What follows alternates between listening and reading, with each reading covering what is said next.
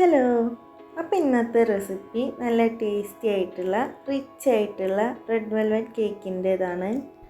അപ്പോൾ ഇത് കേക്കിൻ്റെ ഒക്കെ സീസണല്ലേ, അപ്പോൾ നമുക്ക് എങ്ങനെയാണ് നല്ല ടേസ്റ്റി ആയിട്ട് റെഡ് വെൽവെറ്റ് കേക്കൊക്കെ ഉണ്ടാക്കാമെന്ന് നോക്കാം.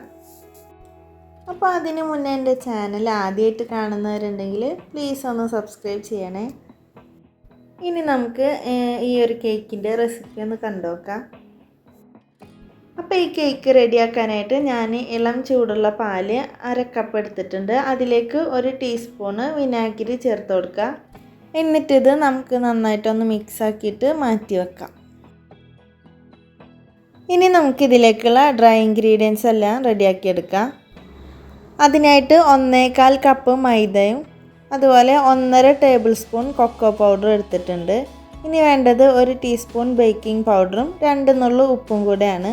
ഇതെല്ലാം കൂടി നന്നായിട്ടൊന്ന് 3 തവണയായിട്ട് അരിച്ചെടുക്കുക. ഇപ്പോൾ അത് ഡ്രൈ ഇൻഗ്രീഡിയൻസ് എല്ലാം 3 തവണയായിട്ട് അരിച്ചെടുത്തിട്ടുണ്ട്. ഇനി ഇത് മാറ്റി വെക്കാം. ഇനി വേറൊരു ബൗളിലേക്ക് 1/2 കപ്പ് റൂം ടെമ്പറേച്ചറിലുള്ള അൺസാൾട്ടഡ് ബട്ടർ ഇട്ട് കൊടുക്കുക.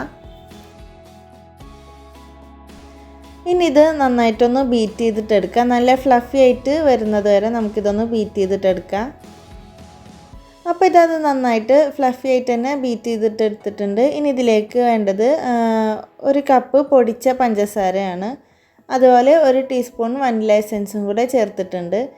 ഇത് ഞാൻ ചെറുതായിട്ടൊന്ന് മിക്സ് ആക്കിയിട്ട് എടുക്കുന്നുണ്ട് കേട്ടോ. എന്നിട്ടാണ് ഞാനിത് ബീറ്റ് ചെയ്തിട്ട് എടുക്കുന്നുള്ളൂ, അല്ലെങ്കിൽ ഇതൊക്കെ പാറിപ്പോവാനുള്ള ചാൻസ് ഉണ്ട്. അപ്പോൾ പഞ്ചസാരയും ബട്ടറും നല്ല മിക്സ് ആവുന്നത് വരെ ഞാനിവിടെ ബീറ്റ് ചെയ്തിട്ട് എടുക്കുന്നുണ്ട്. ഇതിപ്പോൾ നന്നായി ബീറ്റായി വന്നിട്ടുണ്ട്. ഇനി നമുക്കിതിലേക്ക് 3 മുട്ടയാണ് വേണ്ടത്. 3 മുട്ടയും ഒന്നിച്ചിടാതെ നമുക്ക് ഓരോന്നോരോന്നായിട്ട് ഇട്ടിട്ടൊന്ന് ബീറ്റ് ചെയ്തിട്ടെടുക്കുക.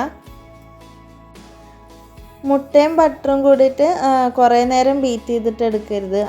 അങ്ങനെ ചെയ്താൽ ഇത് പിരിഞ്ഞു വരാനുള്ള ചാൻസ് ഉണ്ട്. അതുകൊണ്ടാണ് നമ്മളിത് ഓരോന്നായിട്ട് ഇട്ട് കൊടുക്കുന്നത്. അപ്പോൾ 3 മുട്ടയും ഇതിൽ ചേർത്ത് കൊടുത്തിട്ടുണ്ട്. ഇനി ഇതിലേക്ക് വേണ്ടത് 1/4 കപ്പ് ഓയിലാണ്. അത് ഒഴിച്ചു കൊടുക്കുക.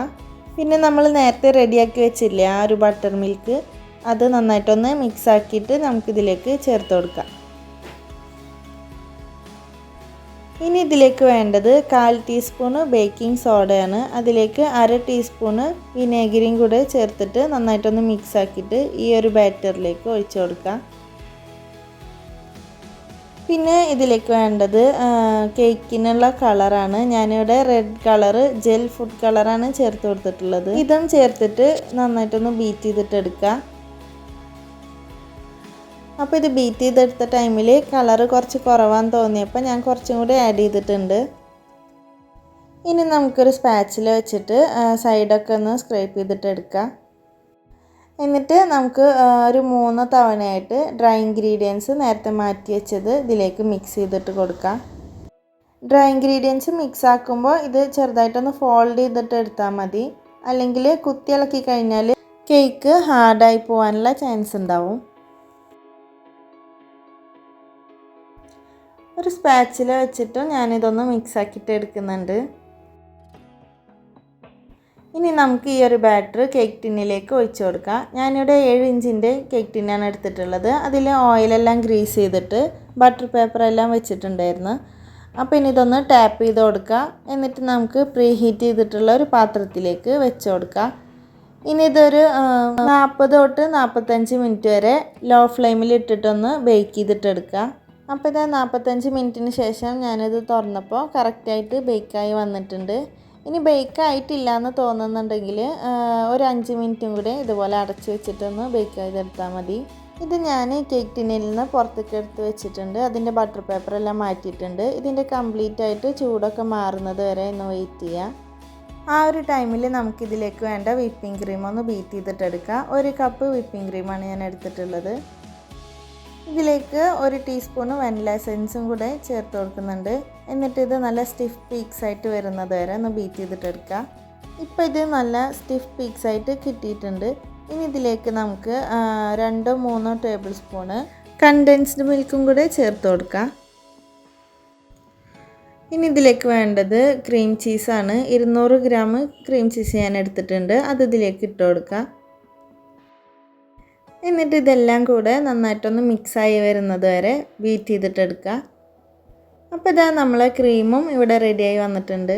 ഇനി ഈ ഒരു കേക്കിൻ്റെ ടോപ്പിൽ നിന്ന് നമുക്കൊരു ചെറിയൊരു ലെയർ കട്ട് ചെയ്തിട്ടെടുക്കാം. ഈ ഒരു ലെയർ നമുക്ക് പൊടിച്ചെടുത്തിട്ട് കേക്ക് ഗാർണിഷ് ചെയ്യാനൊക്കെ എടുക്കാം. അപ്പോൾ ഈ ഒരു കേക്കും ഞാൻ 2 ലെയറായിട്ട് കട്ട് ചെയ്ത് മാറ്റുന്നുണ്ട്. ഇനി നമുക്ക് കേക്ക് ബോർഡിലേക്ക് കുറച്ച് വിപ്പിംഗ് ക്രീം ഒന്ന് സ്പ്രെഡ് ചെയ്ത് കൊടുക്കുന്നുണ്ട്. എന്നിട്ട് ഇതാ കേക്കിൻ്റെ ഫസ്റ്റ് ലെയർ ഞാൻ വെച്ച് കൊടുത്തിട്ടുണ്ട്. ഇനി ഇതാ ഞാനിവിടെ കേക്ക് വെറ്റ് ചെയ്തെടുക്കാനായിട്ട് 1 കപ്പ് പാലും 3-4 ടേബിൾ സ്പൂൺ അളവിൽ മിൽക്ക് മെയ്ഡും കൂടെ ചേർത്തിട്ട് മിക്സ് ചെയ്തിട്ട് എടുത്തിട്ടുള്ളതാണ്. അത് വെച്ചിട്ട് കേക്ക് നന്നായിട്ടൊന്ന് വെറ്റ് ചെയ്തിട്ടെടുക്കുക.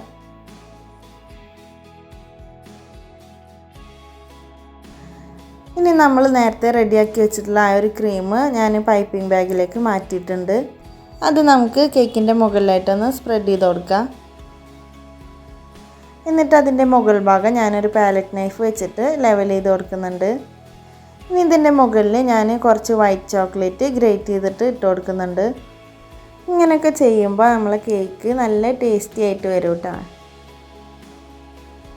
അപ്പോൾ ചോക്ലേറ്റും സ്പ്രെഡ് ചെയ്ത ശേഷം ഞാനിവിടെ സെക്കൻഡ് ലെയറും വെച്ച് കൊടുക്കുന്നുണ്ട്. ഈ ഒരു ലെയർ നമ്മൾ നേരത്തെ റെഡിയാക്കി വെച്ചിട്ടുള്ള ആ ഒരു മിൽക്ക് വെച്ചിട്ട് വെറ്റ് ചെയ്തെടുക്കുക.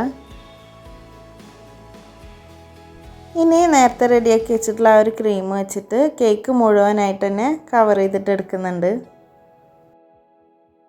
ഇങ്ങനെ പൈപ്പിംഗ് ബാഗിലൊക്കെ ആക്കിയിട്ട് ചെയ്യുമ്പോൾ നമുക്കിത് പെട്ടെന്ന് തന്നെ റെഡിയാക്കിയിട്ട് എടുക്കാൻ പറ്റും. ഇങ്ങനെ ആകുമ്പോൾ നമുക്ക് കുറച്ചും കൂടി ഈസി ആയിട്ട് ചെയ്യാം കേട്ടോ. ഇനി ഇതൊരു സ്ക്രൈപ്പർ വെച്ചിട്ട് ഞാൻ ഇതിൻ്റെ സൈഡെല്ലാം ഒന്ന് ഫിനിഷ് ചെയ്തിട്ട് എടുക്കുന്നുണ്ട്. അതുപോലെ പാലറ്റ് നൈഫ് വെച്ചിട്ട് ഞാൻ ഇതുപോലെ ചെറുതായിട്ടൊന്ന് ഡിസൈൻ ചെയ്ത് കൊടുക്കുന്നുണ്ട്. പാലറ്റ് നൈഫിൻ്റെ തുമ്പ് ഭാഗം ഒന്ന് ക്രീമിൽ ടച്ച് ചെയ്തിട്ടൊന്ന് പൊക്കി കൊടുക്കുകയാണ് ചെയ്യുന്നത്. ഇനി ഇത് നമുക്ക് കുറച്ച് നേരം ഒന്ന് ഫ്രീസറിൽ വെച്ചിട്ട് തണുപ്പിച്ചിട്ട് എടുക്കാം. അപ്പോൾ ഇതാ കേക്ക് നല്ല തണുത്തിട്ട് സെറ്റായി വന്നിട്ടുണ്ട്. പിന്നെ ഇതാ നമ്മൾ നേരത്തെ മാറ്റി വെച്ചിട്ടില്ല ആ ഒരു കേക്കിൻ്റെ ലെയർ അതൊന്ന് പൊടിച്ചെടുത്തിട്ടുണ്ട് കേട്ടോ. അത് വെച്ചിട്ട് ഞാൻ ഇതുപോലെ ഒന്ന് ഗാർണിഷ് ചെയ്തിട്ട് എടുക്കുന്നുണ്ട്. ഇതൊക്കെ ഓരോരുത്തരുടെ ചോയ്സ് അനുസരിച്ചിട്ട് ഏത് രീതിയിൽ വേണമെങ്കിലും ഡെക്കറേറ്റ് ചെയ്തിട്ട് എടുക്കാം കേട്ടോ. അപ്പം ഞാനിവിടെ ഈ ഒരു രീതിയിലാണ് ചെയ്തെടുക്കുന്നത്. ഇതുപോലെ തന്നെ താഴെയും ഞാൻ വെച്ച് കൊടുക്കുന്നുണ്ട്. ഇനി ഞാനിതിൻ്റെ മുകളിൽ ഇതുപോലെ തന്നെ റൗണ്ടായിട്ട് വൈറ്റ് ചോക്ലേറ്റ് ഗ്രേറ്റ് ചെയ്തതും കൂടെ കുറച്ച് ഇട്ട് കൊടുക്കുന്നുണ്ട്. അപ്പോൾ നമ്മളെ കേക്ക് മുഴുവനായിട്ട് സെറ്റായിട്ടുണ്ട്. ഇനി ഇത് നമുക്ക് ഫ്രീസറിൽ ഒരു 3 മണിക്കൂറോ അല്ലെങ്കിൽ ഓവർനൈറ്റോ വെക്കാം. ഞാനിപ്പോൾ ഇവിടെ ഓവർനൈറ്റാണ് കേട്ടോ വെച്ചിട്ടുള്ളത്. അപ്പോൾ ഇതാ നമ്മളെ കേക്ക് ഇവിടെ നല്ല സൂപ്പറായിട്ട് സെറ്റായി വന്നിട്ടുണ്ട്. അപ്പോൾ ഇത്രയേ ഉള്ളൂ. വളരെ സിമ്പിളായിട്ട് നമുക്ക് വീട്ടിൽ തന്നെ ഈ ഒരു കേക്ക് റെഡിയാക്കിയിട്ട് എടുക്കാൻ പറ്റും. നല്ല സോഫ്റ്റായിട്ടും അതുപോലെ തന്നെ റിച്ച് ആയിട്ടുള്ള ഒരു കേക്കിൻ്റെ റെസിപ്പിയാണിത്. അപ്പോൾ എല്ലാവർക്കും ഈ ഒരു റെസിപ്പി ഇഷ്ടമായിട്ടുണ്ടാവുമെന്ന് വിചാരിക്കുന്നു. ഇഷ്ടമായിട്ടുണ്ടെങ്കിൽ എല്ലാവരും ഒന്ന് ലൈക്ക് ചെയ്യാനും ഷെയർ ചെയ്യാനും അതുപോലെ കമൻറ്റ് ചെയ്യാനും മറക്കരുതേ. അതുപോലെ സബ്സ്ക്രൈബ് ചെയ്യാതെ കാണുന്നവരുണ്ടെങ്കിൽ മറക്കാതെ ഒന്ന് സബ്സ്ക്രൈബ് ചെയ്യണേ.